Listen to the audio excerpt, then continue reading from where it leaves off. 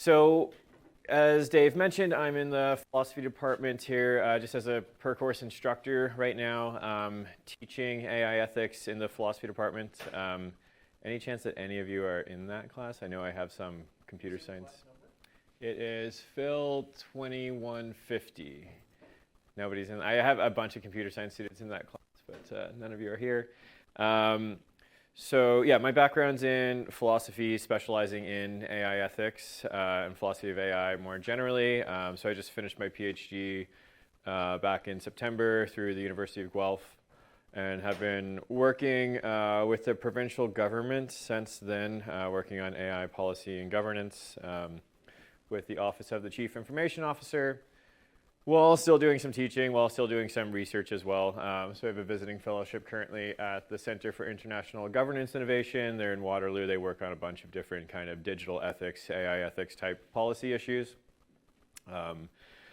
Work that I'm doing for them right now is in the kind of realm of AI companions and some weird stuff that's going on in that space, which we're not going to get totally into today, although if you have questions about it, more than happy to answer them. So as Dave also mentioned, as interactive as possible would be great. Feel free to ask questions throughout if anything's not clear or if you want me to dig into something a bit further. Today is going to be a kind of general introduction to AI ethics, so more breadth than depth, but if you want me to get into anything a little bit further, then just raise your hand and I can say something about it. I'll also leave some time at the end for questions to do the same. So I don't know how much exposure you have to AI ethics generally. I'm not assuming anything today, any kind of background in philosophy or AI ethics or anything like that. So it'll all be pretty, hopefully easy to understand, follow along kind of stuff. The field of AI ethics has been around for quite some time. As a subdiscipline of philosophy and applied ethics for a couple of decades now, if not longer. But everything kind of came to a head a few years ago. There was a kind of sense of urgency around the field of AI ethics, a new kind of like public attunement to the field of AI ethics with the launch of ChatGPT, like 3.5 years ago now. Is that right? 2022? Yeah. Yeah, with that came this kind of sense of urgency around AI ethics. A lot of the questions that people were asking at that time and a lot of the kind of sentiment around AI was kind of this ilk, right? So around that time that ChatGPT was released, people were kind of just blown away by the capability improvement that they'd seen and that the public was seeing kind of for the first time, but also a lot of people internally, right, that are working at these companies were quite impressed.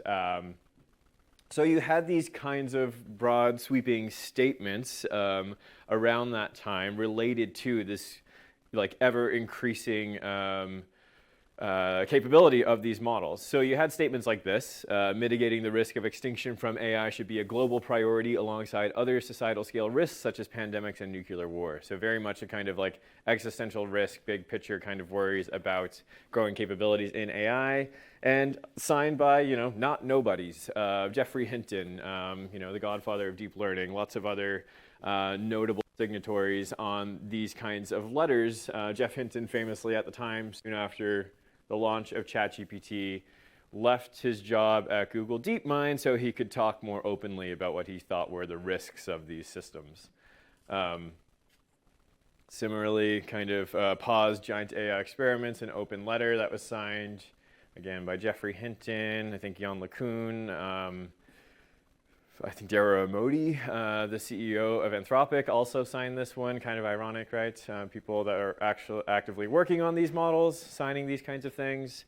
But this was kind of like where the conversation first kind of started. And this is the kind of conversation a few years ago. This is the kind of conversation that was very kind of eye-catching. People that hadn't really thought about AI ethics before, this was kind of their first introduction to AI ethics in the public, these kind of large-scale worries. What we're going to do today is kind of take a step back from all this and talk about more kind of like practical, grounded, day-to-day considerations in AI ethics. I am going to return to some of this safety existential risk, value alignment kind of stuff towards the end. But what I want to do today is kind of take a step back from all that stuff and give a kind of broader overview of the field. The field is not just these kinds of worries about existential risk and those kinds of things. We'll take a big step back first just to say a little bit about, okay, well, what are we up to when we're doing ethics? What is the point of all this? And, you know, again, we're not getting into any of the nitty-gritty philosophy or looking at particular theories of ethics or anything like that. Broadly speaking, generally, you know, one of the things that ethics is concerned about, has been concerned about for a couple of thousand years at least, is this kind of broad sweeping questions about how to live a life well, how to live a life full of kind of flourishing and well-being. Those are the kinds of concerns that take up a lot of the field of ethics, right? How do we live a good life?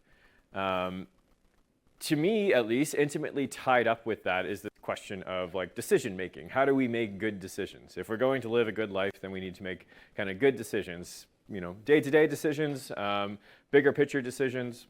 Decision making and ethics are kind of intimately tied up for me. So I think what's interesting is that when we look at some of the kind of big picture decisions that we all make, that we all have to make at one point or another, that kind of dictate in different ways whether or not our life is full of well-being, whether or not our life is full of flourishing, whether or not our lives are going well. A lot of those decisions are increasingly mediated by algorithmic decision-making systems or otherwise impacted by AI in a few different ways, right? So if you just look at the kind of few different big picture decisions in picture here on the slide, so we might think about education is one of these kind of big picture decisions that we have to make. You know, where are we going to go to school? What are we going to study? Are we going to get a master's or PhD? Those kinds of things. Those kinds of decisions increasingly perhaps mediated by algorithmic decision making if you're applying to a university that is using AI to screen applicants and these kinds of things.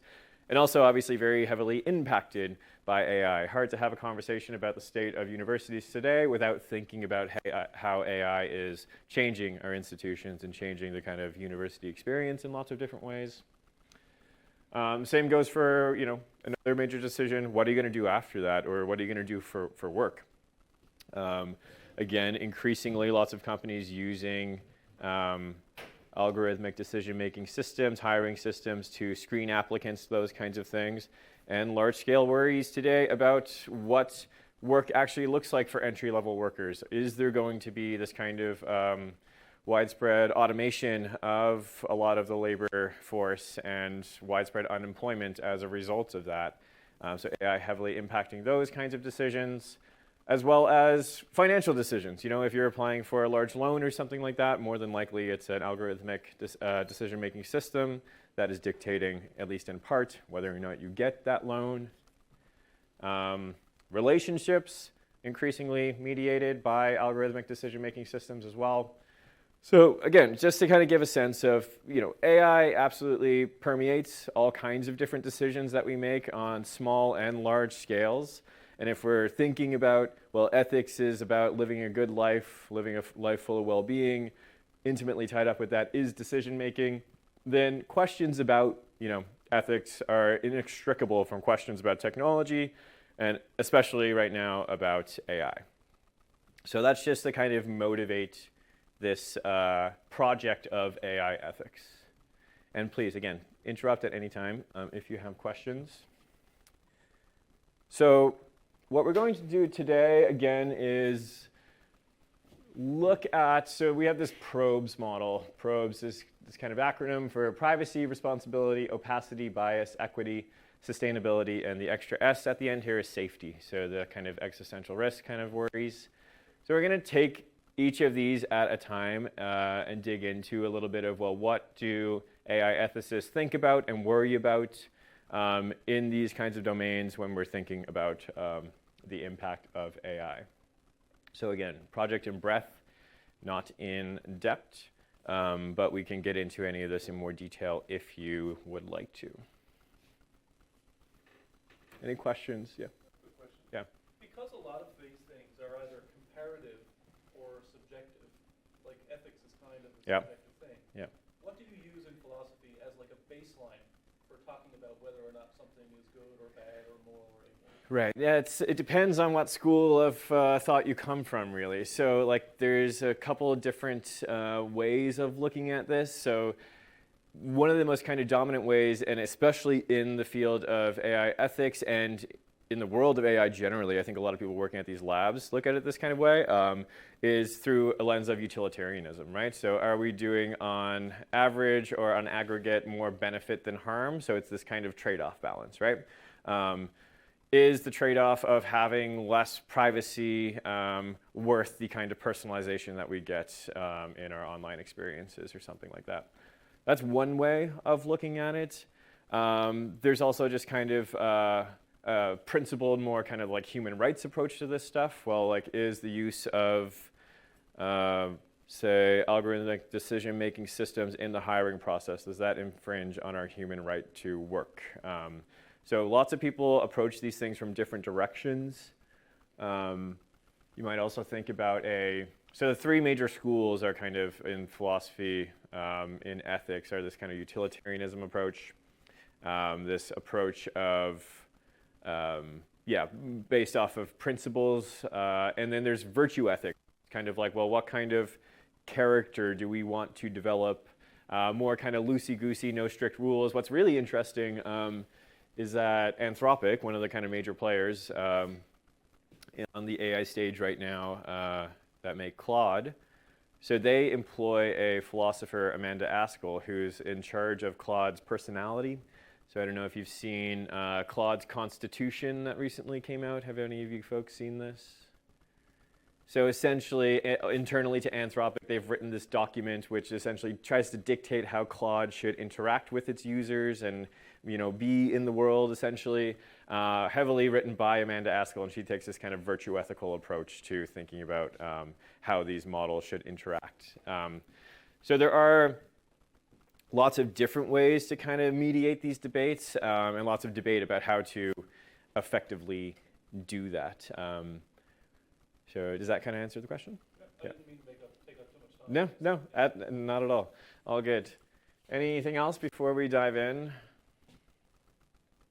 Okay, so we'll start with privacy. One of the kind of biggest concerns when it comes to AI ethics, no secret that the kind of explosion in capability that we see around AI is in large part due to just like the massive amount of data that it's been trained on, right? A lot of that data, when we talk about things like large language models, essentially the entirety of the internet, lots of other publicly available data besides some data that was procured by them. In other cases, when we're talking about social media, recommender systems, targeted advertising, these kinds of things, we're talking about your personal data, your kind of clicking and scrolling and watching and looking online that's being collected about you and used to target advertisements to you and all kinds of other things. So privacy and surveillance are kind of big worries in this space because of this, right? Data, they say, is the lifeblood of AI. A lot of that data is sensitive. A lot of that data is personal. So we have these concerns about privacy. At least some of us do.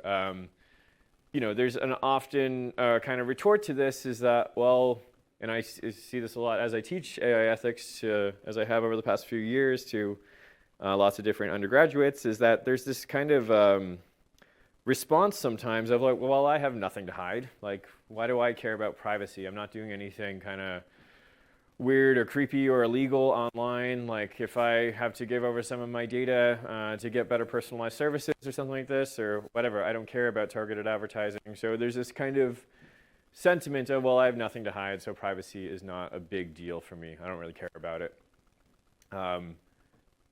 Do any of you have that attitude? I mean, how do you feel about these questions around privacy? Do you care about your own privacy? Do you care about your privacy online? And I mean, it's again, this kind of nothing to hide attitude is a common attitude. So what do we think? Yeah. I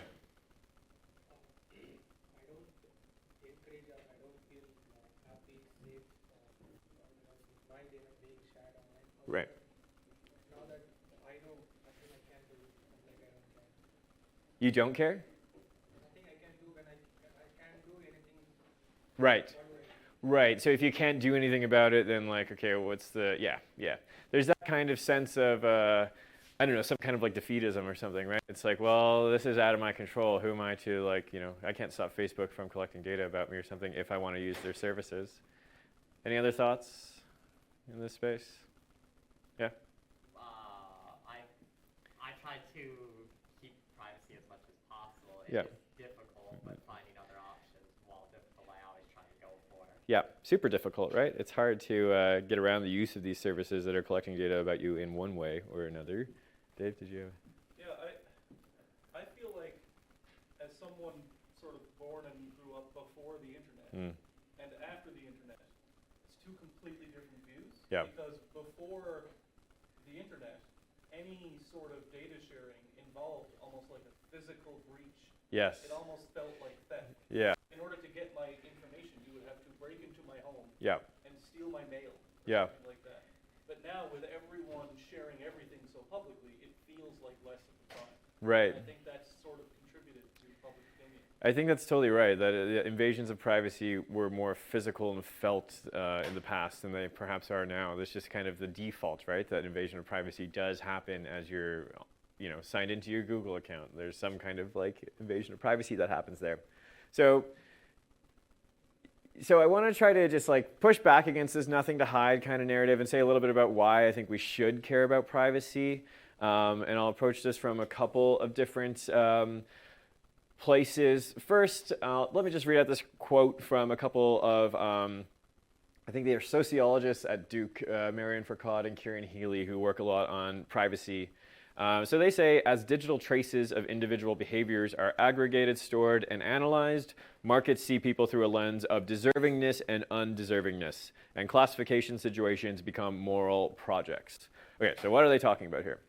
Essentially what they're talking about is, as data is collected about you online, whether that's on Facebook, Google, whatever you're doing, that data is being used to categorize you and classify you across a bunch of different domains, right? And you can see this on Facebook if you go into your settings. You can see like how you've been categorized and classified. Based on that, you are served different ads, you are served different products and services. So based on how you've been classified, that will dictate what you see online. What Foucault and Healy want to say is this is creating this kind of classification as a sense of like, well, you deserve to be served this kind of thing, or you don't deserve to be served this kind of thing. And as a kind of example, we saw this back in, I think, 2018 or 2019.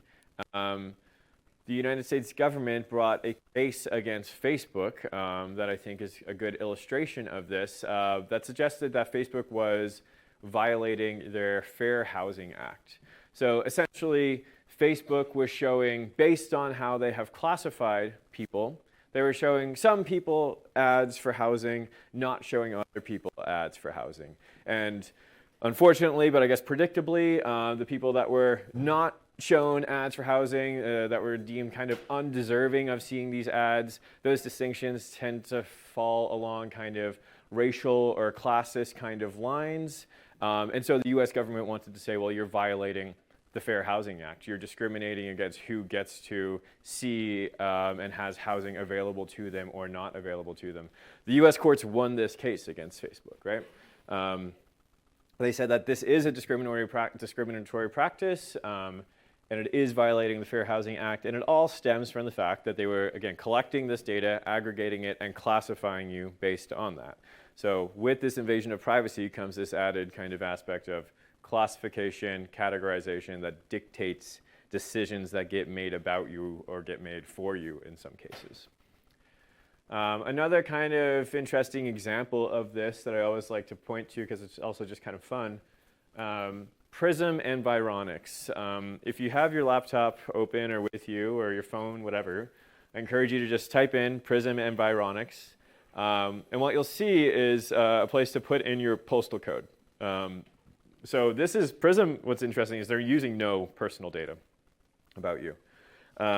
If you put in your postal code, it'll give you a kind of general profile of who they think you are based on that postal code. So, how you're likely to vote, what kind of life that you live, It'll classify you across a couple of different domains. I remember when I first did mine, I think it said I was a retiree that enjoyed fishing and hunting and conservative leaning politics or something like this. So sometimes not very accurate. Sometimes it might be. It depends. But what they're using, right, is just publicly available data that they have about the kinds of general people that live in certain postal codes, and then classifying you based on that. Again, it's not using any of your personal data, but it's making a classification about you. Why does this matter? Because these kinds of things get used by lots of different companies to target services, to target products. Increasingly, they're used to make decisions about where to build certain factories and things like this. So, they might affect your employment ability or something like that, or your kind of standard of living where you are.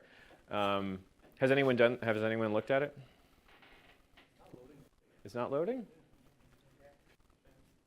Same? Is anyone able to look at their... Not giving any response. It's not? Giving any response. Okay. Well, maybe they're down. When you do have a chance to do this, give it a go. Sometimes it's quite funny. But what's also striking about this, when you actually do get to go in there and see the classifications, some of these classifications are made strictly and very explicitly along socioeconomic lines. They're made along racial lines sometimes. They literally classify you by what race tends to live in this kind of area. And again, those things are being used to make decisions, maybe not directly about you all the time, but that can impact you. And this is all enabled by, again, these kinds of collection of data, whether individual or aggregate. And what cases like these suggest is that the traditional framing of privacy as an individual kind of concern, or only an individual concern, needs to be kind of reconsidered, right? Because nothing personal about you is being collected here in this case, but these decisions still might really impact you in one way or another. So Jenny Tennyson, who works a lot on this stuff, says that to counter group and societal harms, there is a pressing need for future data and AI regulation to incorporate collective data rights and give communities a powerful say over the data and AI that affect them. So privacy is both, I think, a kind of individual concern and a more kind of collective community concern because of these kinds of things that are enabled because of AI and that use AI to do these things. I'll say one more quick thing about privacy, just because this is an article that literally came out in the Globe last week. Jim Balsillie, the former or co-founder of BlackBerry, had this article in the Globe about the connection between privacy and the cost of living. So there's this kind of clear economic dimension of privacy to him. So essentially he says that data monopolies and oligopolies use their market powers to charge higher prices, right? They use individual consumer information to charge exploitative rates, call this tailored pricing, personalized pricing, dynamic pricing. You become a kind of market of one. Based on information that platforms have about you, you will see different prices than somebody else for the same product. Whether that's a ride on Uber or something, or something on Amazon, you might see different prices depending on the data that's being collected about you. And they use this to charge what they think you're willing to pay for this service, right? So surveillance-based personalized pricing eliminates consumer surplus. There's another side of this as well, which affects not just the kind of prices that you are charged, but the wages that you are able to make. So he says monopsony power suppresses wages. A monopsony is just when there's one kind of dominant market buyer, right? We're not talking about selling a service, buying a service. So let's say Uber and DoorDash are monopsonies and similar companies are monopsonies of these kinds of domains of ride sharing or food delivery. And they do use what they call these desperation scores to dictate how they're going to use their dynamic pricing to tailor pay to the minimum that a worker will accept for a given ride that they're offering or something like this. And this is all, again, enabled by collecting data about you by these kinds of invasions of privacy. So privacy is not just the kind of social concern, it's an economic one. You pay more and earn less because of invasions of privacy. It has this real kind of economic impact, this impact on cost of living. I think last week there was like a leaked internal call from Chipotle, and they did some market research and found out that their average customer makes like $100K a year, so they can just charge more Right. at Yeah. their store. Yeah. Because they're not really, people are going to still go there. Yeah. Exactly. And they can afford it, so Yeah. why not? I think that's Yeah, it's kind of wild, right? And so that's a case of something being leaked and them making these decisions. But these kinds of decisions are being made all the time just based on the information that people have about your purchasing history, what you've paid for stuff in the past, what they think you're going to pay for it right now. So this kind of dynamic pricing, and this is something that like the regulation has not caught up with yet. There's a real sense in which this is a kind of like algorithmic collusion, but like our traditional ways of regulating and dealing with collusion are not equipped to deal with this kind of algorithmic way of colluding and changing pricing, dynamic pricing. So this is definitely something to keep an eye on. It's definitely, did you have a hand? No? Sorry. Definitely something to keep an eye on. Definitely a kind of another reason why I think like we should really care about privacy. It has these kind of, whether or not in your kind of day-to-day scrolling online you think, well, my privacy is being invaded and my life is worse because of it or something. It's having these large-scale kind of aggregate effects, whether that's what is being shown to you online or literally impacts on cost of living, what you pay for things, and the wages that you make. Okay, so I'll stop there and end with privacy. Again, lots more to say about this, but that's kind of just like an introduction. Any questions about privacy and surveillance? Okay. If there's no questions, I'll keep going. So the R in our probes model is responsibility. And I'll talk about this one pretty quickly, I think. So the issue when it comes to responsibility has been articulated by a number of people working in AI ethics is what they see as these kind of responsibility gaps that happen as we have increasingly kind of autonomous agentic AI that are doing real work, real tasks in the real world, which all of the major labs are kind of working towards, likely to see more of this in the years to come. But let me just read out this quote from Andreas Matthias, who wrote this, philosopher who wrote this in 2004. So, long before we had these kind of agentic systems that we have today, but I think it's very relevant for the systems we have today. So he says, presently there are mechanisms in development, machines in development or already in use, which are to decide on a course of action and to act without human intervention. The rules by which they act are not fixed during the production process, but can be changed during the operation of the machine by the machine itself. This is what we call machine learning.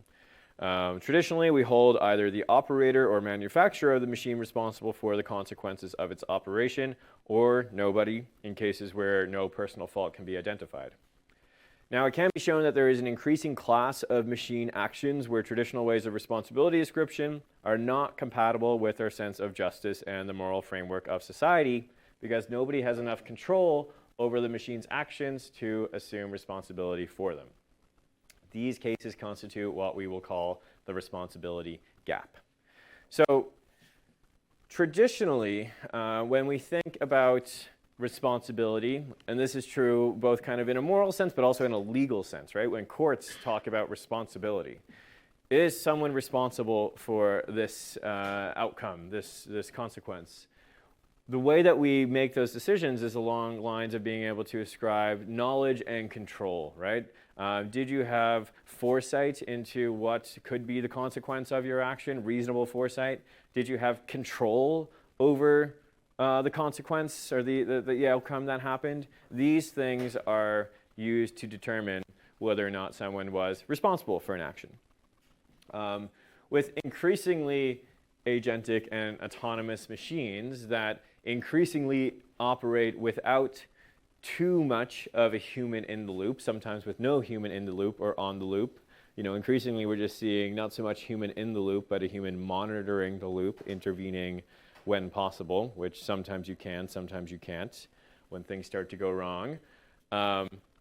So to the extent that the manufacturer, the operator, doesn't have a reasonable degree of knowledge or control over these systems, who are we going to hold accountable when things go wrong? So, I mean, one case where this stuff is being debated a lot is in the context of self-driving cars. But just as a kind of another example, just to demonstrate how this stuff is currently playing out. And again, this is another case where things are playing out in the courts. There's no legislation that has dictated, how to actually address these questions. But there are court decisions being made about this issue of the responsibility gap all the time. So one of them happened last year, and it involved Air Canada and this chatbot that they have on their website. There was a customer interacting with that chatbot. You might have heard of this case. It was kind of all over the news last year. There was a customer interacting with the chatbot, and they were asking about some kind of bereavement fare, right? So they were traveling for bereavement reasons, and there's some kind of policy, some kind of discount that could be had, I guess. And what the chatbot told the customer was that book the flights. Afterwards, there's this kind of paperwork that you'll fill out and apply for this discount, and retroactively you will get that. So this is what the customer did, and when they went to do that, that paperwork didn't exist. This is not actually Air Canada's policy, but this is what was told to this customer through the chatbot. Air Canada refused to honor what the chatbot had told that customer, that you would get this kind of retroactive bereavement discount. So this customer took Air Canada to court and said, well, you owe me this money. Air Canada's defense was that they were not responsible because they did not have appropriate knowledge or control over what the chatbot's response was. They wanted at least joint responsibility to be held by the manufacturer of that chatbot. I can't remember who it was right now. I don't know if it was an OpenAI model or something else. But they wanted to claim, well, we're not at least wholly responsible for this because we do not fulfill the conditions for knowledge and control. The courts in this case did decide that Air Canada was at fault, that they were fully responsible and nobody else was responsible, not the manufacturer, just Air Canada, because they operated the thing. A different court could have made a different decision, right? And different courts might make different decisions in other jurisdictions in similar cases. So this is just to show how these things are, they're not clear cut. I mean, I think a lot of us think that, well, the buck stops with the person that's actually operating the machine or chatbot or car in question or something like that.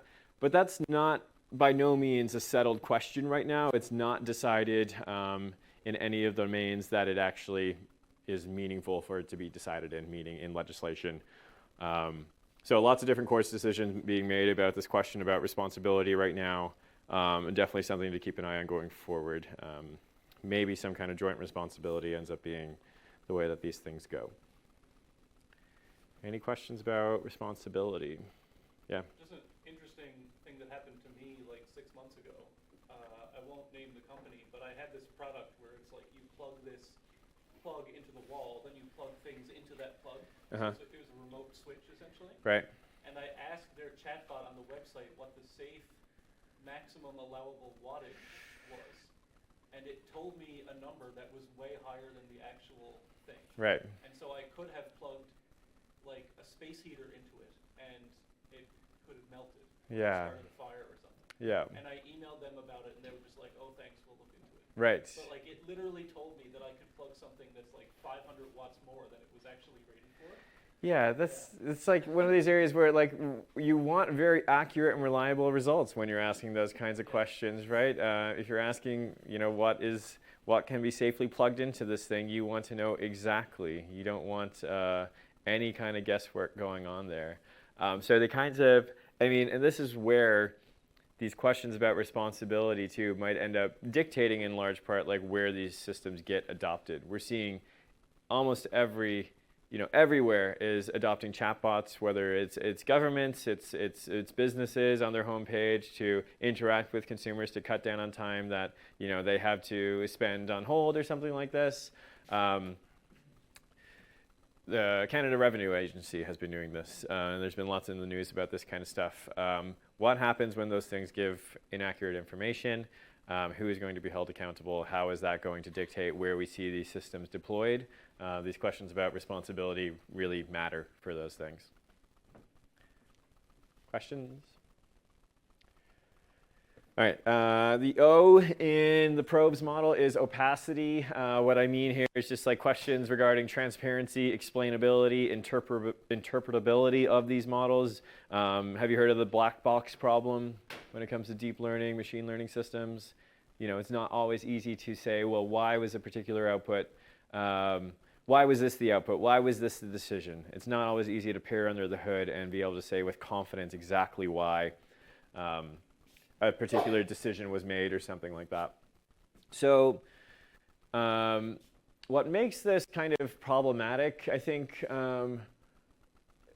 or at least irksome in lots of different ways, is so there's this philosopher Wilfred Sellers that talks about, you know, what's special about humans and perhaps not other animals is that we play this game of like giving and asking for reasons, right? If someone does something, we want to know the reason why they did that. We hold ourselves accountable, or at least we should hold ourselves accountable to giving reasons for our own actions. So we like having reasons for why things happen. We don't always get those when we talk about AI, or at least not very clearly transparent reasons for why a particular decision was made. So a way of kind of demonstrating this, the numbers that you see on the board, part of this MNIST training data set that's been widely used in computer vision. You know, this is one of the first kind of like commercial applications of deep learning, I think in some like post office in Buffalo back in the 90s of using these computer vision systems to sort through mail to recognize digits. You know, and these things are very good at this kind of stuff. What's striking, though, is that when you look at, and so this stuff has been around for a long time, so there's quite a bit of work around mechanistic interpretability when it comes to these kinds of systems. When you look at what's actually going on under the hood here, the things that a machine is looking at to distinguish, say, a 6 from an 8 are very different from, you know, what you would see if you did a human eye tracking study to see, well, how does a human distinguish between a 6 and an 8 when it's kind of ambiguous. These things operate very differently than we do when we're making these kinds of decisions. So we don't have, reasons that line up with our own kind of intuitions about why decisions are made in these spaces. But I think it's, this is a bit of a double-edged sword because I think it's exactly this kind of like tendencies of these models to build their own kinds of representations and tackle these tasks in their own kinds of way that lead to increasing accuracy, increasing performance on a lot of the tasks that we're actually interested in here. So we get more accuracy, but with increasing accuracy, because of, they're building their own kind of representations of these kinds of data sets, we might lose interpretability. We might lose that kind of ability to effectively explain and have transparency into how these systems are operating. That's not true of every system, but it is true of some. And so we're going to have to make some decisions, I think, in a lot of ways about, well, what kind of trade-offs are we willing to accept when it comes to accuracy versus interpretability? If we're getting very reliable results, do we care about knowing why a particular result is accurate or not? And so I think we're going to see this play out in a big way in AI and healthcare, right? AI being used as a diagnostic tool or something like this. If we're seeing increased accuracy, increased performance, and as a result, better healthcare, do we care if we're not seeing interpretability scale along with that? Or are we going to not use this tool that's very accurate because we don't know exactly why it's accurate? These debates are already kind of playing out in the healthcare context. And I guess increasingly we have the ability to get plain language explanations from an LLM, but we also shouldn't fool ourselves in thinking that that plain language explanation is what has actually gone on under the hood, right? That plain language explanation might be a kind of just like facade for what has actually gone on in that model. So do we care about this kind of trade-off, and what trade-offs are we willing to make between accuracy and interpretability? I think this is why this question of opacity, this question of transparency matters in practice. Again, kind of lots more things that we could say in this space, but just as a quick kind of introduction to this idea, any questions? Are things clear so far? Yeah?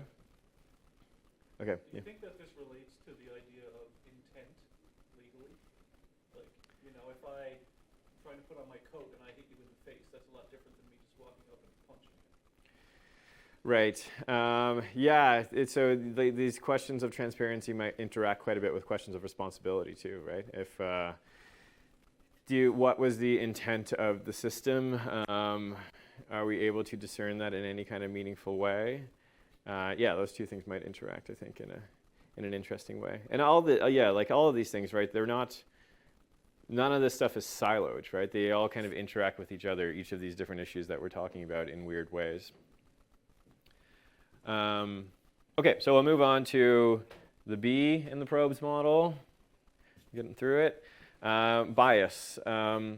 So I'm sure you've all heard different things about algorithmic bias, whether that's algorithmic bias in how hiring systems have operated in the past. Famous example of Amazon from, I don't know, 10 years ago or so, that were using a algorithmic decision-making system for hiring. That algorithm was just trained on historical data of the company's hiring. And when they employed that algorithm to help with their hiring decisions, it was extremely biased towards hiring men and extremely biased against women, because that is how the historical data played out. Their historical decisions around hiring were biased, so their hiring algorithm was biased that was trained on that. This is the kind of famous kind of garbage in, garbage out kind of thing. Bias into the system, bias is going to come out of the system. It's going to replicate those kinds of decisions. I want to focus on I think that issue has been talked about a lot, and people are well aware of this kind of issue of garbage in, garbage out. I want to talk about a different way in which bias can creep into these systems that I think is sometimes underappreciated and goes kind of unnoticed, and that's in problem specification. So long before you collect any data, before you're doing any training, for a particular algorithm or model, there are lots of different cases in where you might have to specify the problem that you're actually working with, right? Or specify what is it that you're trying to predict, or specify what is it that you're trying to optimize. So I'll just read this quote from Sina Fazalpour and David Danks that I think are really good on this. They say, the first step in algorithm design is problem specification. What goals will the algorithm be used to achieve, perhaps as part of a broader system?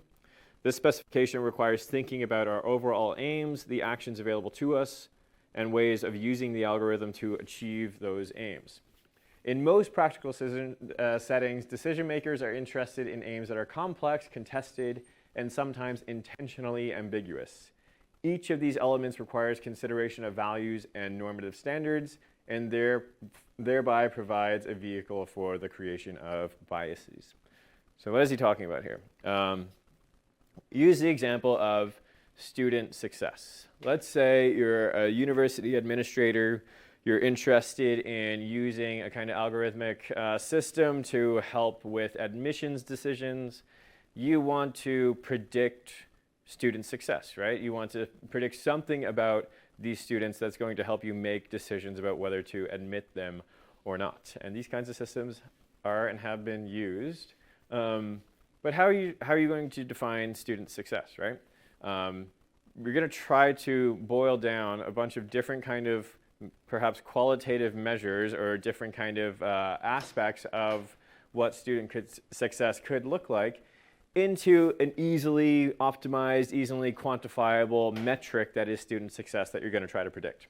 So making those kinds of decisions, you're already introducing a kind of potential bias into how these things work, right? So let's say I want to say, well, student success is, I'm going to predict how successful they're going to be in their their first year, because I want to cut down on dropout rates. I want to know that in the first year of this student's career, their undergraduate career, they're going to do well. I'm going to use a bunch of different data in order to predict that kind of metric. That might systemically biased against lots of different people, right? That maybe haven't had much of a high school education because they come from a rural background or something like that, so they haven't had as much exposure to different areas of study that someone else might have. That might systemically bias against people that need to work more in their first year to pay for their university because they don't have the support or loans or something. So you can see already in ways in which choosing how to specify a problem or specify a metric that you're going to predict involves a bunch of decisions that, like, before you even start collecting any data, you might be biasing the system in one way or another. Another example of this that I really like is there's this philosopher, C.T. Nguyen, and he works a lot on philosophy of AI, data. He also does a lot of stuff on the philosophy of games, which is really interesting. But he talks about he was in a room one time with a bunch of machine learning researchers working at this company that were interested in developing a generative AI system that was going to be used. It was a creative, artistic AI system, right? So C.T. Nguyen asked these ML researchers, well, what does your training data look like? What are you, optimizing for? And the training data that they were using to optimize for good art, that's the kind of metric, this kind of complex thing that they were using or trying to predict. The metric that they were using was viewing rates on Netflix. That was the metric used to predict good art, right? I don't think I agree with the fact that how much someone views something on Netflix should be equated with being good art. But that's the kind of metric that they chose in this case because they needed to identify something that's easily measurable that they can easily kind of predict and get to. So right off the bat, before you collect any data whatsoever, any situation where you're dealing with a value that is not purely quantitative, there's qualitative judgments involved in how you set up that system, there's a potential of introducing bias there before you even get started collecting data. Does that make sense? Questions? All right. A couple more to go. The E in the probes model, equity, and specifically I'm going to talk about employment a little bit. So when we talk about equity, kind of have in mind this question of the digital divide in some sense. There are lots of ways in which,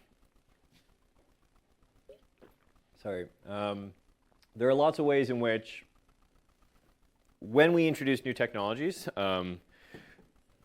they might increase the digital divide that already exists between certain populations. A good example of this in reality was kind of during the pandemic when there was a lot of introduction of things like telemedicine and lots of different ways to interact with healthcare professionals that involved having some kind of digital literacy, right?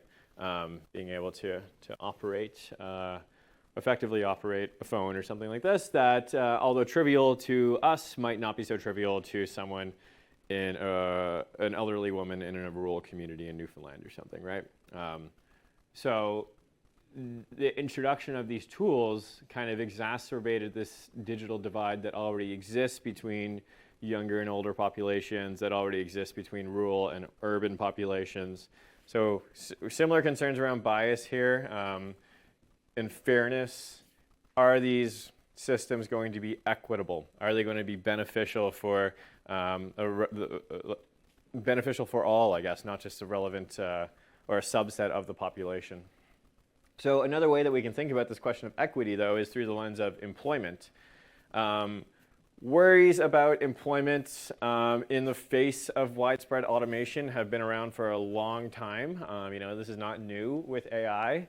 So in 1929, we have the famous economist John Maynard Keynes saying, "We are being afflicted with a new disease of which readers will hear a great deal in the years to come, namely technological unemployment." So what Keynes was thinking about when he said that, well, there's going to be this massive technological unemployment that we're seeing in the coming years was industrial automation, agricultural mechanization, so the use of lots of different machines on farms that we were seeing after the Industrial Revolution. Keynes wasn't wrong about widespread automation. Lots of automation did happen because of this, but widespread unemployment did not come to pass, at least in the immediate aftermath here. So why was this? Are these things linked together? How are they linked together? Darren Acemoglu, who's an economist, a Nobel Prize-winning economist, talks a lot about automation. I think he has some nice insight into this. So this is the last big quote I'll read. But he says, agricultural mechanization was followed by rapid industrial automation. But this too was counterbalanced by other technological advances that created new tasks for workers. Today, the majority of the workforce in all industrialized nations engages in tasks that did not exist when Keynes was writing. Think of all the tasks involved in modern education, healthcare, communication, entertainment, back office work, so on. Had it not been for these new tasks, Keynes would have been right. They not only spawned plentiful jobs, but also generated demand for a diverse set of skills, underpinning the shared nature of modern economic growth. This was not, a foregone conclusion that this would happen. There are lots of reasons why things played out this way with industrial automation. And some of those that Darren Acemoglu points to is powerful labor market institutions, such as those that fought for higher minimum wages, collective bargaining groups, regulations around worker protection. All these things kind of greatly contributed to the shared prosperity and prevented this kind of widespread unemployment from happening at that time. And these outcomes are not guaranteed, though, right? It's not guaranteed that industrial automation or automation generally leads to widespread unemployment, but they absolutely can if the kind of right institutions, the right incentives are not at play. So we're kind of staring down the barrel right now of a new concern about widespread unemployment because of automation due to AI. So what are we likely to see in the coming years because of that? Is it going to be this kind of widespread unemployment? Lots of signs point that way, I think both in terms of technological development, but also perhaps more importantly in terms of the actual worker and labor protections that we currently have in place that are probably not as strong as they were then. There are incentives directly and indirectly that kind of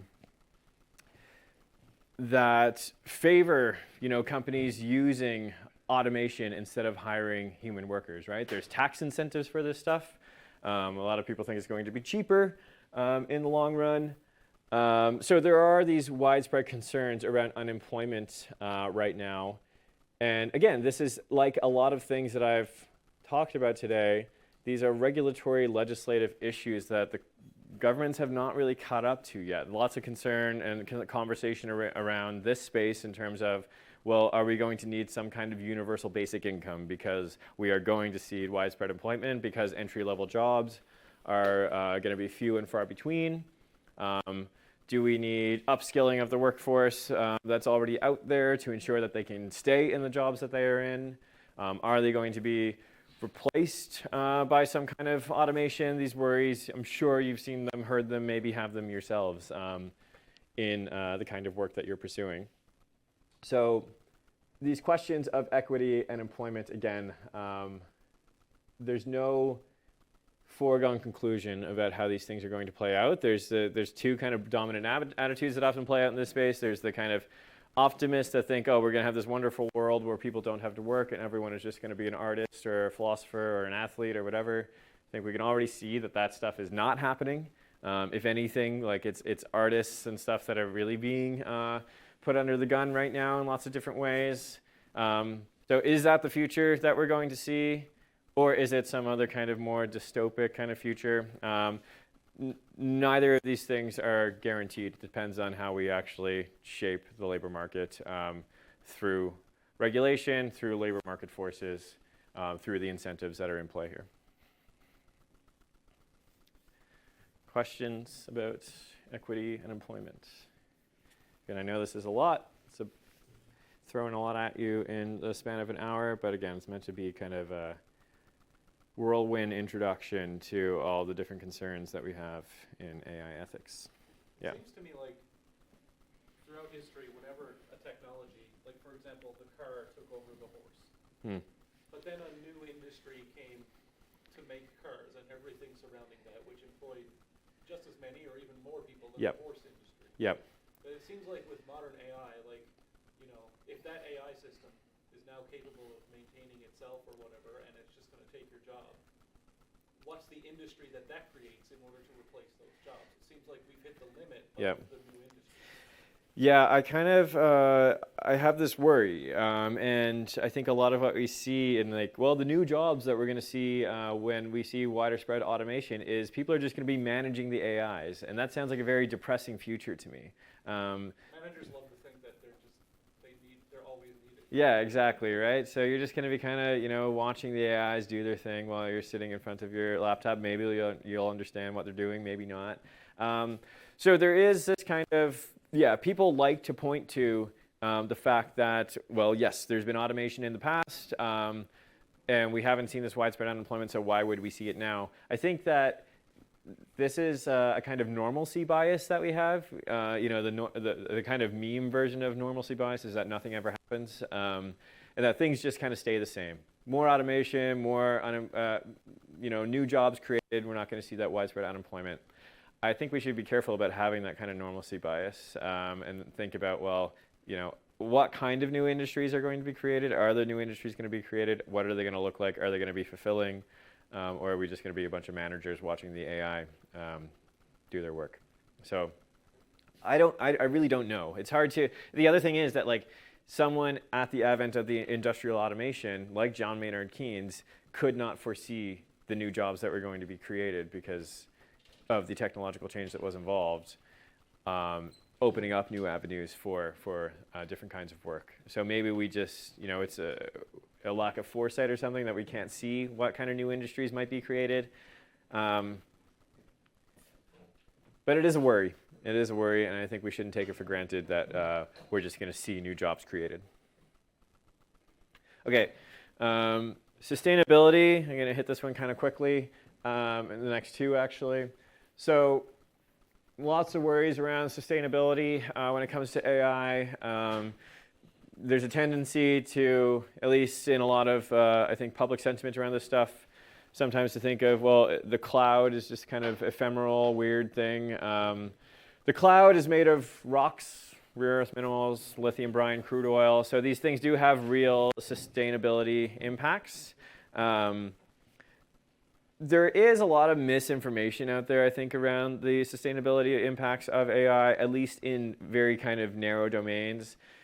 Individual use of things like ChatGPT, Claude, Gemini, there are I don't know if you've seen memes going around a few months ago. There would be someone pouring a bottle of water down the sink and saying, every time you write an email with ChatGPT, this is what you're doing. And that's just kind of overblown. There is a real cost in terms of energy and water. It's been the actual cost in terms of individual use has been overstated a lot of the times. But there is a real sustainability concern here, and that involves the kind of massive build out of data infrastructure that is already planned, that is already happening, that is going to be necessary to power these things. So data centers are expected to be a major driver of rising energy demands, colliding with decarbonization goals. Our government, our federal government, has a massive plan right now for data infrastructure build out across the country.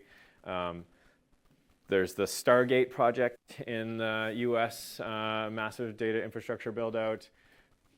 The Googles of the world and XAIs of the world, Elon Musk, are talking about putting data centers in space right now to cut down on what they need in terms of cooling and to have more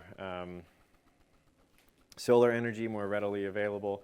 So people are trying to find out all kinds of workarounds to these concerns around sustainability. The tension, right, is that AI may actually help us build a more sustainable future in the long run. That's the hope, at least. But without addressing the environmental costs of the infrastructure itself, it risks exacerbating problems it aims to solve. So big sustainability concerns in this space. Okay, before I end, I want to just briefly return to these safety risks, right, that we started with. These concerns about existential risk, value alignment, the overall safety of these systems. So we have this quote that we saw again at the beginning: mitigating the risk of extinction from AI should be global priority alongside other societal scale risks such as pandemics and nuclear war. This is a massive statement, right? Like, treats these things as existentially threatening. And Jeff Hinton, who I mentioned earlier, again, he has been talking pretty openly over the past few years about this existential risk. And he says that concerns about existential risks are fundamentally different from other ethical concerns, and you might consider those other ethical concerns, the ones we've just talked about for the past hour, probes model, that are not existentially serious, right? He thinks that these two things become massively apart, right? AI safety, AI ethics, these are two different things. Worrying about existential risk from AI is a just entirely different project from AI ethics. I think this is wrong, and I'll say why. So with the help of this paper from Atuza Kazarzadeh, and she thinks very seriously about existential risk because of AI. And I think a lot of the times when these things are talked about, they're talked about as this kind of decisive moment, this kind of intelligence explosion or something that might happen. So existential risks from some kind of potential artificial superintelligence or something concern the possibility of abrupt large-scale events that lead to humanity's extinction, to be the kind of most extreme about these things, and people are extreme about these things, or cause an unrecoverable decline in its potential. So as a kind of toy example of this, have you ever heard of the paperclip maximizer kind of thought experiment? No? This is Nick Bostrom, who talks a lot about superintelligence and misalignment of AI. And he talks about this kind of hyperbolic scenario, hypothetical scenario, where you have this kind of AGI or even potentially ASI, very advanced AI, and you give it the goal of maximizing paperclip production in this paperclip factory, right? Very kind of narrow goal. You tell it to just create as many paperclips as possible, as fast as possible. That's what it's optimizing for. Now, how it optimizes for that, maybe it's misaligned, right? Maybe it's a misaligned AI, doesn't care about anything else other than maximizing paperclips. So eventually it just maximizes paperclip production across the entire world. It's turning everything that it can towards maximizing its paperclip production, turning everything into paperclips, turning everything into energy that it needs to create more paperclips. So this is, again, obviously very kind of a caricature of the worry here. But the worry is that we have some kind of intelligence explosion, and these things cause real damage, perhaps irreversible damage, because they're misaligned. I don't think that's very likely to happen. What I do worry about, though, is this more kind of accumulative risk. So this suggests that existential risk from AI might result from the buildup of a series of smaller, lower severity disruptions over time, collectively and gradually weakening systemic resilience until a triggering event causes unrecoverable collapse. So we might see, continuing worries and harms being caused in the space of discrimination and hate speech, with regards to privacy and surveillance, with regards to rights infringement, erosion of trust, environmental and socioeconomic concerns. AI may contribute to all of these things in a way that we accumulate to this kind of more existential risk that doesn't result in humanity's extinction or anything, but perhaps some kind of collapse of society or democratic values in lots of different ways because we haven't effectively mitigated against these other kinds of risks, right, that have to do with this probes model. So this is why I think Hinton's wrong, that these are not different things. I think if we can tackle the kind of privacy, bias, opacity, responsibility issues, alongside some other things that we didn't talk about today, then hopefully we can help mitigate against some of this stuff and not consider them just completely separate from each other. Lots of other issues that I didn't talk about today. I didn't cover everything in the AI ethics space. Deepfakes, disinformation, manipulation. What does AI mean for art and education? What about AI companions? 72% of teenagers now are using AI companions in the United States. 50% of them say that they consider them their friends. That's weird and worrying in all kinds of ways. So lots of different issues in this field of AI ethics that we'll be, I think, grappling with for years to come. Again, this probes model that I've highlighted today just kind of highlights the high-level principles that drive a lot of these debates and concerns that we have. So hopefully that serves as a kind of useful introduction to the field of AI ethics and things that I think we should all kind of have front of mind as we're developing, deploying, regulating, thinking about how we use AI in the real world. And yeah, happy to take any questions that you have in the few minutes that we have left. So thank you.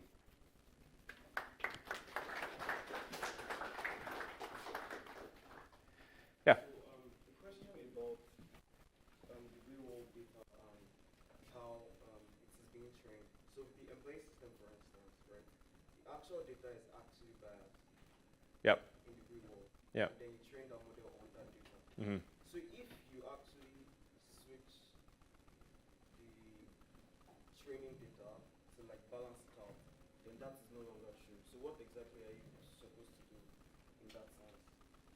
In the case of bias, so I mean, it depends on the use case, right? So, so the question was essentially, how do we deal with this issue of bias when the data that we're training on is historically biased? So I think it does depend on the use case, right? So one field in which this stuff is very much playing out right now is in the context of healthcare. So there are, to take an example, there are AI systems that are now used to help discern whether or not someone is presenting as a kind of heart attack risk when they enter into a hospital. The data that these systems have been trained on is largely data related to white males. People of different ethnicities, people of different genders might present differently, right? So we might not be accurately predicting whether or not someone is actually at risk of heart attack when we're only training on one subset of data. The solution is to go out and collect the data that we need to actually fill out those gaps, right? To actually be, historically, we've just been collecting data about a certain subset of people in certain scenarios. So a potential solution is just to collect the data that's actually necessary to represent a population. That also, especially in the healthcare context, though, starts to collide with some issues around privacy. So this is happening in healthcare right now, that there's this big push for interoperability, for data sharing, so that we can fill out those gaps in the models that we're using, whether that's diagnostic tools or something else. But that data sharing, that kind of project of interoperability comes along with lots of different privacy considerations because we're talking about personal health information and it's heavily regulated. So that's just kind of one case. There's other cases where like we now have systems that we can use in certain domains that perhaps we don't need to rely on that kind of historical training data stuff so much anymore. So to take another kind of use case where you might find a workaround for this, instead of, if you wanted to use AI for hiring, right? Instead of training on historical data, at least some institutions, some organizations, when they do hiring, they have strict screening criteria that they are screening against, right? So perhaps you can build a model that can just do a comparison of those screening criteria to a particular candidate that's applied for that job. You're not training on historical data. You're just using the kind of reasoning capability of a generative AI system to match against these screening criteria and the candidate that you're looking in. There's still concerns there, though, because the models themselves have been shown to be biased in lots of different ways. So there's no kind of like silver bullet here, but there are, we've gotten better at dealing with these issues of bias, but I think how exactly we deal with it depends on the use case. Yeah. So my question is, so far, because the money was involved, we have done a lot in respect of marketing and artificial intelligence involving in that. Mm-hmm. But how far we are in biology, chemistry, physics, the fields that were like actually we were going to work in with respect of machine learning and artificial Right. intelligence. So every day you see a new agent coming in and they can talk to the client, they can convert a lead and all that process. Yep. But how far we are in medical field, Yep. in chemistry, and everything? Yeah, it's a really good question. So the question is, we see these things all the time, these kind of marketing ploys of different AI systems, like OpenAI releasing Sora or something like this. So lots of marketable uses of AI where companies just seem to be making money, but like what about AI for science? What about AI in chemistry, biology, physics, in medicine? So I think there are people doing really important work in this space all the time, and there are exciting and very impressive things happening. Unfortunately, like the market cap for these things and venture capital going into these things is not always geared towards those use cases, right? They tend to be more geared towards the Soras and those kinds of applications. Look at things like AlphaFold, right? That was developed by Google DeepMind. Do you know AlphaFold? So AlphaFold was this based on the kind of AlphaZero models that it had developed before. AlphaFold is able to predict the shape of different protein structures, and so that is then used to help design new drugs. So this is a problem that's been very intractable for humans for a long time, accurately and effectively predicting the shape of a particular protein structure. AlphaFold does that very accurately, very reliably. This is what Demis Hassabis, the CEO of Google DeepMind, this is what he won a Nobel Prize for a couple of years ago, is AlphaFold. So clear applications in biology and chemistry, this stuff is being leveraged in the sciences in a big way. In physics, there's lots of talk about using AI for new material discovery and these kinds of things, and also just for analyzing data, like the data that's being collected from the Large Hadron Collider. It's been a kind of like a crisis, well, not so much a crisis, but some people would call it a crisis in physics of like we're collecting all this data, but we have no new theory to make sense of the data. Maybe AI can help there. There's a great podcast that I actually just started listening to today called Latent Space. It's called the AI for Engineers podcast, and they have a new feed that is just about AI for science. So if you want to learn more about how these things are actually being used in science and medicine, Latent Space is a really good podcast. So this stuff is certainly happening.